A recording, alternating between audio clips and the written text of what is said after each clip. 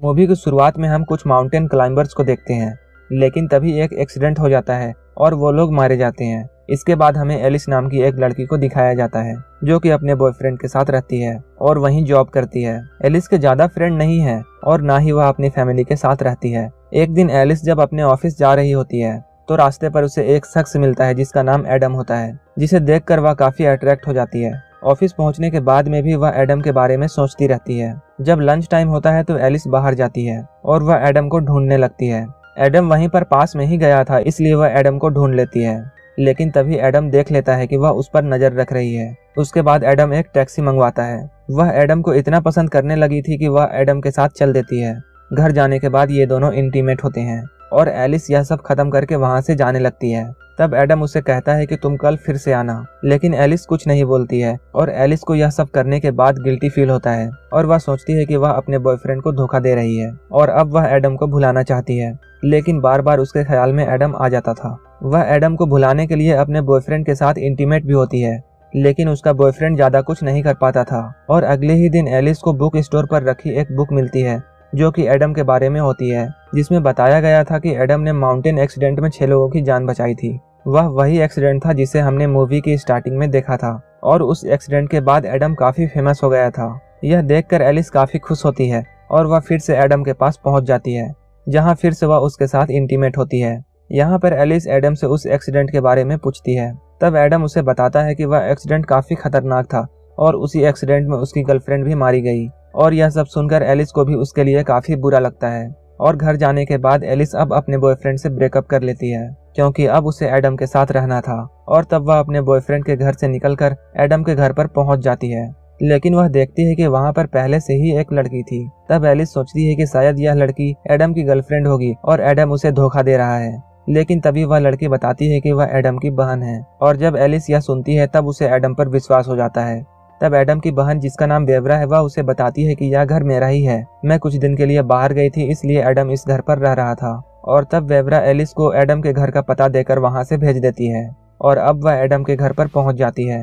जब वह एडम के घर पहुंचती है तो एडम उस वक्त घर पर नहीं होता है। कुछ देर बाद एडम अपने घर आता है और जब वह एलिस को देखता है तो काफी खुश हो जाता है। दोनों रात में फिर से इंटीमेट होते हैं और अगली सुबह एलिस को उसकी फ्रेंड मिलती है। वहीं उसकी फ्रेंड बोलती है कि तुम्हारी नई रिलेशनशिप ज्यादा दिन नहीं टिक पाएगी क्योंकि यह तुम्हारा अट्रैक्शन है। लेकिन इसी बीच एक चोर एलिस का बैग छीनकर भागने लगता है और तभी एडम भी वहां आ जाता है और वह चोर को खूब मारता है। और जब एलिस वहां पर पहुंचती है तो एडम को ऐसा लगता है कि जैसे एलिस से उसे प्यार हो गया है और तब एडम उसे शादी के लिए पूछता है। तब एलिस सोचती है कि यह तो बहुत जल्दबाजी है, लेकिन फिर भी वह हाँ कर देती है। अगले दिन जब वह एडम के घर पर होती है तब उसे घर के बाहर एक लेटर मिलता है, जिसे देखकर वह बहुत शॉक हो जाती है। उस लेटर पर लिखा होता है कि तुम संभल जाओ और तुम्हारी यह रिलेशनशिप ज्यादा दिन तक नहीं टिकेगी। एलिस उस लेटर को एडम को भी दिखाती है और तब एडम बोलता है कि तुम्हें मुझ पर विश्वास रखनी चाहिए और इन फालतू के लेटर्स पर ध्यान मत दो। और तब एडम और एलिस दोनों चर्च में जाकर शादी कर लेते हैं और तब एडम उसे अपनी फेवरेट जगह भी दिखाता है। वह दोनों एक स्टैचू के पास पहुंचते हैं और तभी ये लोग वहां पर बहुत मस्ती करते हैं और एडम वहां एलिस की बहुत सी फोटोज लेता है ताकि उसके पास इस खुशी की निशानी रहे। और तब ये लोग जंगल के रास्ते एक रिवर तक पहुंच जाते हैं जहां पर एक घर होता है। उस घर में ये दोनों रात भर रुकते हैं और इंटीमेट होते हैं। एलिस जब अपने घर वापस आती है तो उसे फिर से एक लेटर मिलता है जिसमें लिखा होता है कि एडम से शादी करना तुम्हारी एक भूल थी। वह लेटर पढ़कर एलिस को ऐसा लगता है कि उसका एक्स बॉयफ्रेंड ये सब कर रहा है। वहीं दूसरी ओर एक दिन एडम अपने दोस्तों को शादी की पार्टी दे रहा होता है और वहां एलिस को भी साथ लेकर जाता है, लेकिन पार्टी में एलिस बोर हो रही थी। एलिस की बहन डेवरा भी वहां होती है और तब एलिस उससे बात करने लगती है। डेवरा एलिस को एक नेकलेस भी गिफ्ट करती है जो कि एलिस को काफी पसंद आता है। इसके बाद एलिस अपनी नॉर्मल जिंदगी गुजारने लगती है और तभी उसे एक रिपोर्टर का कॉल आता है और वह रिपोर्टर बताती है कि जब उसने एडम की स्टोरी पब्लिश की थी तब उसके पास भी एक लेटर आया था और वह लेटर एक लड़की की थी जो कि बोल रही थी एडम ने उसके साथ गलत किया है। और तब एलिस उस लड़की का एड्रेस लेकर उस लड़की से मिलती है और तब वह लड़की बताती है कि वह एक रिपोर्टर है और उसने एडम का इंटरव्यू लिया था। उसकी एडम के साथ दोस्ती भी थी। वो दोनों एक रात पार्टी में गए थे।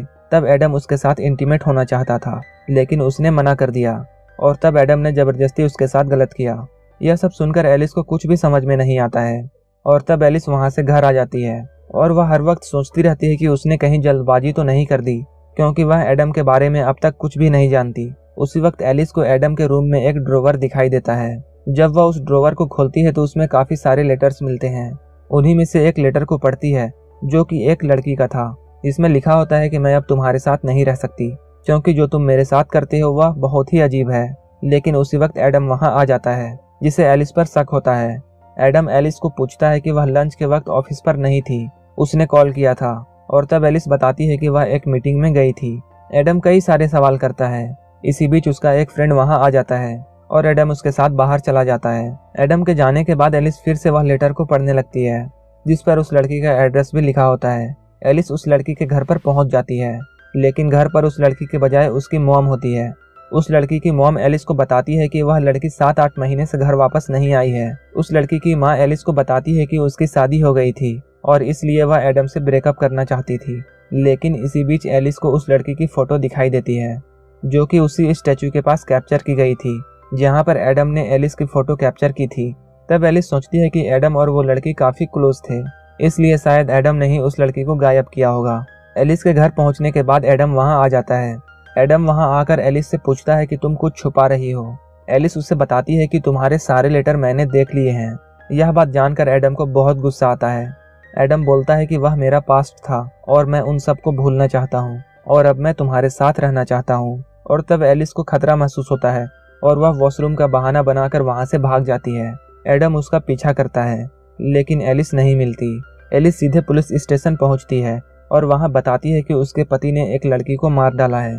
पुलिस को एलिस के बात पर यकीन नहीं था और तभी एडम वहां आ जाता है और एडम पुलिस को बोलता है कि वह एलिस को समझाए, वह उसके बारे में गलत सोच रही है। एडम वहां से चला जाता है और एडम के जाने के कुछ देर बाद एलिस भी निकलकर सीधा डेबरा के घर पर पहुंच जाती है। एलिस डेबरा को बताती है कि एडम पर उसे शक है कि उसने एक लड़की को मारा है। तब डेबरा एलिस से कहती है कि उसे भी ऐसा लगता था जैसे एडम कुछ गलत कर रहा है, इसलिए मैं ही तुम्हें वो लेटर भेजती थी ताकि तुम बच सको। एलिस को शक था कि उस लड़की की डेड बॉडी स्टैचू के पास हो सकती है और तब वह डेबरा के साथ वहां जाने लगती है। वहां पहुंचने के बाद वो लोग खोदने लगते हैं। थोड़ा खोदने के बाद उन्हें डेड बॉडी मिल जाती है। तभी एलिस को वैसा ही नेकलेस दिखाई देता है जैसा डेबरा ने उसे दिया था और तब डेबरा एलिस पर अटैक कर देती है और वह बताती है कि उस लड़की को उसी ने मारा है, एडम ने नहीं मारा है, क्योंकि वह एडम से प्यार करती थी। इसलिए वह एडम के करीब किसी भी लड़की को नहीं आने देती है और वह बचपन में एडम के साथ इंटीमेट भी होती थी।